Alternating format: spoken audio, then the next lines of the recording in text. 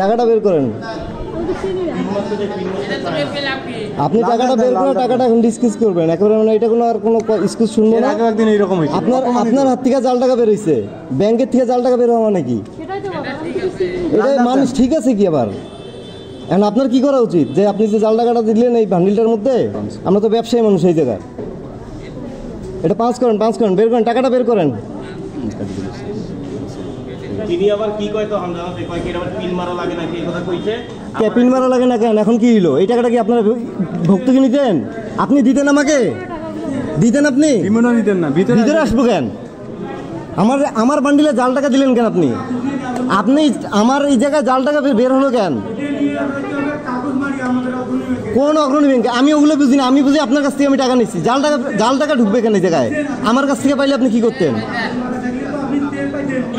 হ্যাঁ, ফাইজলামি নাকি? ব্যবসা করেন জাল টাকার, তা তো আপনাদের কাছে জাল টাকা আছে এই জায়গায়।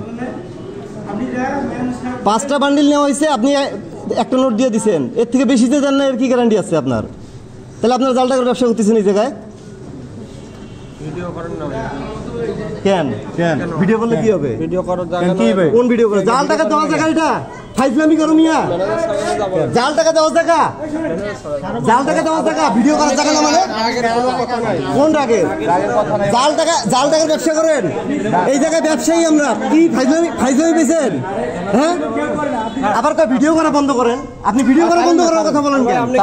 কিছু বলছি মানে ভিডিও করা বন্ধ করেন, 100 বার করেন, মানে আপনি আপনার এখান থেকে টাকা নিয়ে গেছে, এখনই জাল টাকা বের হইলে আপনি কোন ভিডিও করা বন্ধ করেন? মানে ভিডিও করতেছেন, ভিডিও করবো না, ভিডিও করবো না। আমি ম্যানেজার স্যারের কাছে বলবো কেন? আমি ওনার কাছ থেকে টাকা নিচ্ছি, আপনার কাছে শেখা লাগবে আমার?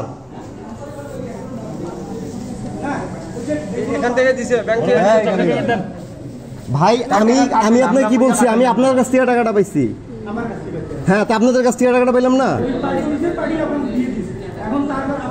পার্টি নিচে আপনারা চেক করতে ভুল করছেন, এটা কি আমার দোষ? ভিতর থেকে টাকা আনছে, ভিতর থেকে টাকা আনছে।